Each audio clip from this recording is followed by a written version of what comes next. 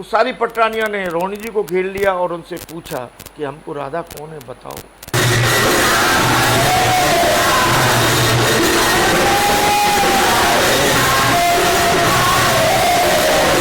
लेकिन भगवान जब शयन कक्ष में जाते थे तो उनको राधा का नाम उनके मुख से निकलता था। जगन्नाथ जी स्वयं अपनी सेवा अपने आप निमित्त बना के लोगों से करा रहे हैं।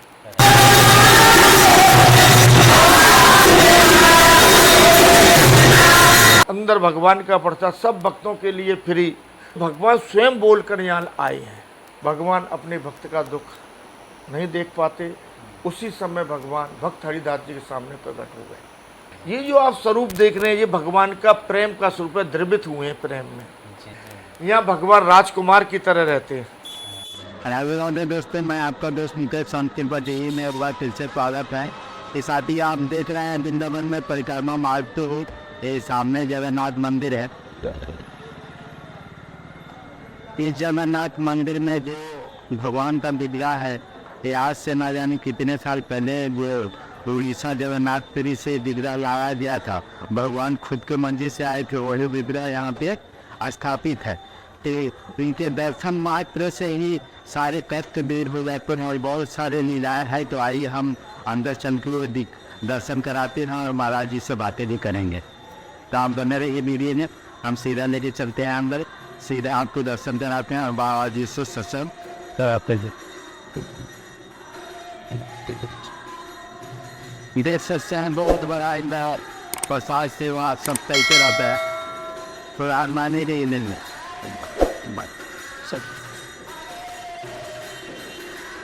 उसमें 3 साल तो बस ब्रेक हो जाता है।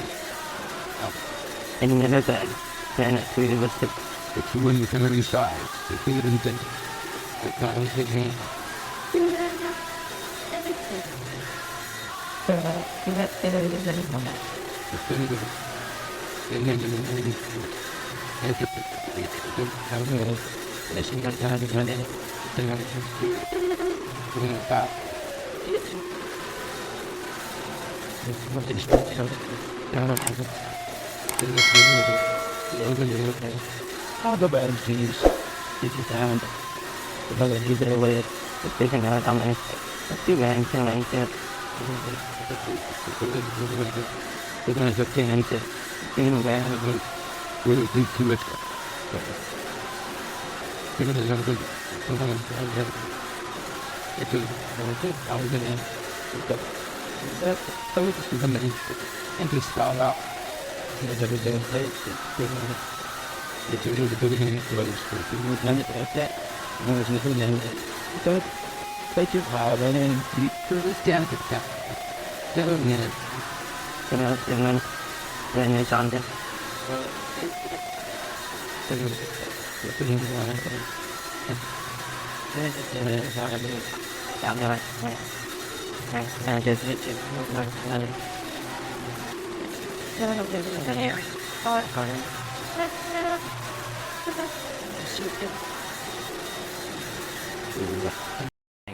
तो महाराज जी, हम सभी देखने वाले भाइयों की तरफ से मैं आपको प्रणाम करता हूँ। तो महाराज जी, हम जानना चाहते हैं कि भगवान जगन्नाथ बंगाल से यहाँ आए, क्या लीला हुई? ऐसा है, ये बंगाल से नहीं उड़ीसा से आए। जी, उड़ीसा से है जी। जगन्नाथपुरी। कदाचित कालिंदी तट विपिन संगीत करवो, मुदाबी री नारी बदन कमला स्वाद, रमा शंभु बिरमा सुरपति गणेशाय चितपदो, जगन्नाथ स्वामी नयन पथगामी भवत। ये जगन्नाथ अष्टक शंकराचार्य जी के द्वारा रचित है। कालिंदी कहते हैं जमुना को। जिस प्रकार माँ समुद्र के किनारे हैं, यहाँ जमुना के तट पर जगन्नाथ जी विराजमान हैं। आपने प्रश्न किया कि ये उड़ीसा से यहाँ कैसे आए। पंजाब के एक भक्त हुए हरिदास, जी जी वो यहाँ पर भगवान श्री कृष्ण का भजन करते थे। जी एक दिन भगवान के विरह में बड़े व्याकुल हैं, अश्रुपात कर रहे हैं। भगवान अपने भक्त का दुख नहीं देख पाते। उसी समय भगवान भक्त हरिदास जी के सामने प्रकट हो गए।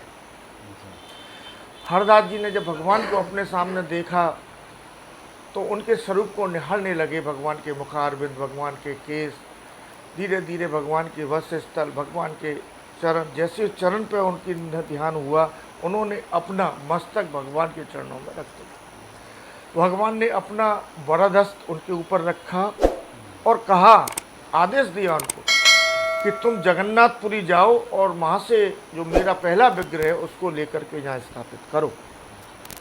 इतना कहकर के भगवान अंतर्ध्यान हो गए। ये जो कथा मैं आपको कहता हूँ गीता प्रेस गोरखपुर की है। आज से लगभग महाराणा रुद्र प्रताप को 500 वर्ष से ऊपर हो चुका है, उस समय की ये कथा। गीता प्रेस में भक्त चरितांक में आप उसको देख सकते हैं। जब भगवान अंतर्ध्यान हो गए, महात्मा जी भगवान से कुछ बोल नहीं सके, बड़े विचलित हुए, क्या हुआ। सो उनको याद आया, भगवान ने मुझे एक आदेश दिया है, उसको मुझे पूरा करना है। तो महात्मा जी अपने शिष्यों को लेकर के हरि नाम का संकीर्तन करते हुए उत्कलखंड यानी कि जगन्नाथपुरी की ओर प्रस्थान किया। काफ़ी महीना लगा, पैदल यात्रा थी। काफ़ी समय के बाद में जैसे ही जगन्नाथपुरी की सीमा में प्रवेश किया तो रास्ते की जितनी थकान थी वो सारी मिट गई। महात्मा जी सीधे पुजारी के पास गए, भगवान के दर्शन किए और भगवान का आदेश पुजारी को बताया। पुजारी जी ने कहा, भाई हम राजा के अधीन हैं, आप राजा के पास जाओ, राजा चाहे तो दे सकते हैं।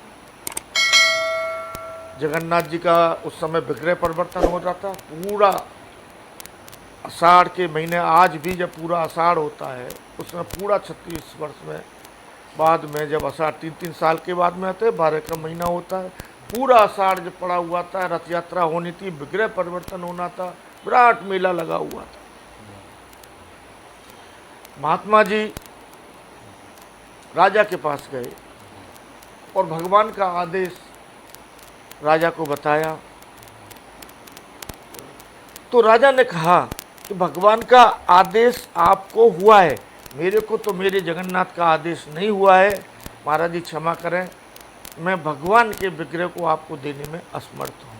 कि माँ समुद्र के तट में जगन्नाथ अष्टक में जब शंकराचार्य ने लिखा भी है, कदाचित कालिंदी तट विपिन, भगवान जमुना के तट पर जब बंसी बजाते हैं। तो कहने का भाव ये है, जो भी हो, ये भगवान स्वयं बोलकर यहाँ आए हैं। अच्छा। आज यहाँ पर भगवान के जो जगन्नाथपुरी में जो उत्सव होते हैं, उसी प्रकार यहाँ भी उत्सव मनाए जाते हैं।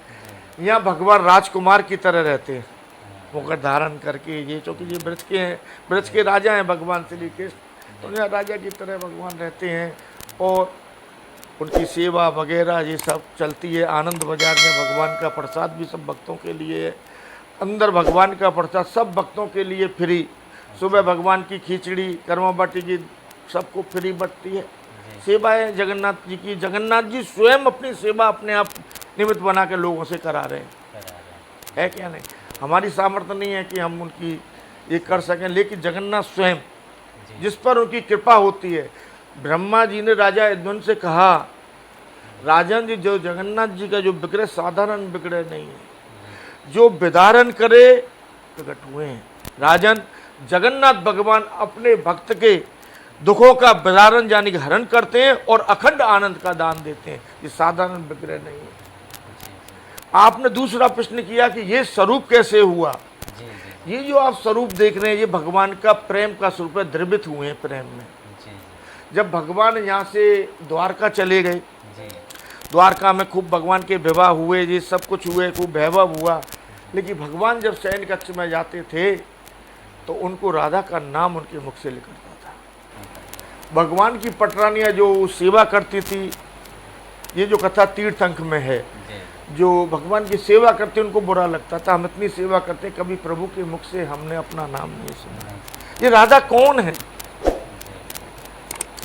तो उन्होंने जाकर के माता देवकी से पूछा, ये राधा कौन है?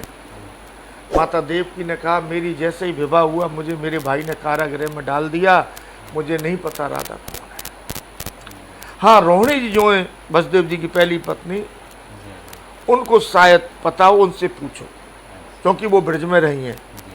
तो सारी पटरानियां ने रोहिणी जी को घेर लिया और उनसे पूछा कि हमको राधा कौन है बताओ।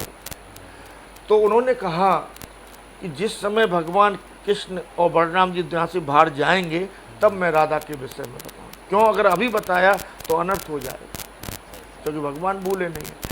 सूरदास जी ने पद में लिखा है कि उदो मोय ब्रज विसरत नाही, भगवान श्री के उद्धव से कह रहे मैं ब्रज को नहीं बुला पा रहा। तो एक दिन भगवान कृष्ण बलराम जी बाहर जाते हैं, सब भगवान की पटियां गिरने के बताओ। तो सुभद्रा जी जो देवकी की पुत्री है, भगवान श्री कृष्ण की प्यारी बहन है, छोटी हैं, तो रोहिणी जी ने और सब ने, उनकी सब भाभियों ने उसको समझाया कि तुमको गेट पे ड्यूटी देनी है, जैसे ही कृष्ण बलराम इधर आए तो तुम हमारे को ताली बजा देना, हम कथा वहीं विराम दे देंगे, जब भगवान आएंगे फिर आगे कथा करेंगे। तो सुभद्रा जी द्वार पर इस तरह बैठ गई, और जब भगवान की जो कथा होने लगी है, क्योंकि सुभद्रा जी जो भक्त होता है उसको भगवान की कथा में आनंद आता है, और सुभद्रा जी तो अपने भाई से बहुत प्रेम करती थी, उनको कथा में इतना आनंद आया कि वो अपनी ड्यूटी भूल गई खड़े कर, और वहाँ इस प्रकार हाथ करके के द्वार पर खड़े हो गए। और इधर भगवान ब्रज की कथाएं, रोहिणी जी भगवान की, राधा रानी की, इन सब की कथाएं सुना रहे हैं, वालों की, सखियों की, गोपियों की। सबको इतना आनंद आ रहा है कि सब भूल जाते हैं। उसी समय कृष्ण और बलराम जी आ जाते हैं और वो देखते हैं क्या है, सारी पटरानियों ने, सारी उन्होंने हमारी माता को घेर रखा, क्या बात है। जैसे थोड़ा आगे बढ़ते हैं तो उनको ब्रज के गोप का, राधा का नाम आता है सुनने के लिए, तो एकदम दौड़ कर आ गए, बढ़ते हैं दोनों भाई कि आज उनको ब्रज की कथा सुनने को मिल रही है। तो सुभद्रा जी इसीलिए खड़ी हुई थी, और भगवान के प्रेम में वो द्रवित हो चुकी थी।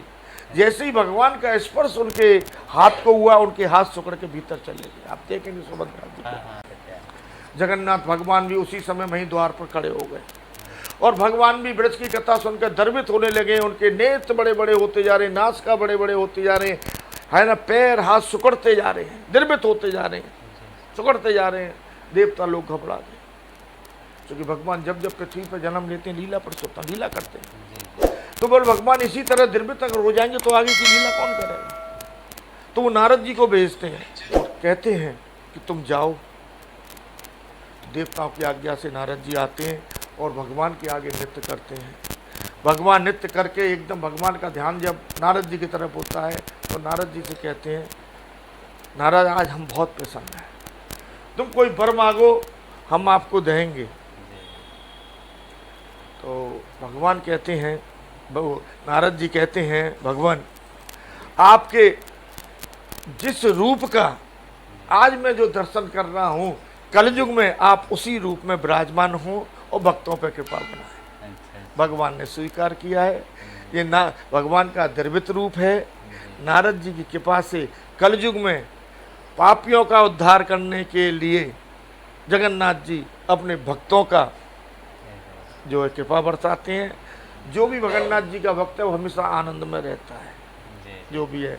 अब स्कंद पुराण में उत्कल खंड में लिखा हुआ है, जगन्नाथ जी के जो नेत्र हैं गोल हैं, अनादि अनंत चक्षु, उनकी नज़र से कोई जीव बच नहीं सकता, सब पर उनकी, और हाथ पैर हरेक जीव के अंदर चेतन अवस्था में विद्यमान हैं। जिस दिन वो चेतनता हमसे ले लेंगे उस दिन हम किसी के कुछ नहीं होंगे। हरिओम तत्सत राम राम सत्य है। तो सगलयुग में साक्षात भगवान, जैसे त्रेता में नारायण भगवान हुए, त्रेता में राम हुए, सतयुग में नारायण भगवान हुए, द्वापर में कृष्ण हुए, कलयुग में ये कृष्ण ही जगन्नाथ के रूप में हैं।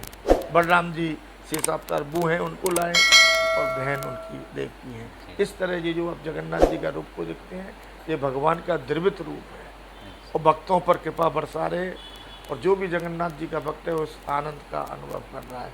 जय जय श्री राधे। तो साथियों, कैसा लगा वीडियो हमें कमेंट करके ज़रूर बताएं, और महाराज जी से मिलकर बहुत अच्छा लगा। महाराज जी बहुत अच्छा खासा सुनाए। तो हम मिलेंगे फिर किसी अगले वीडियो में, जब तक के लिए जय जय।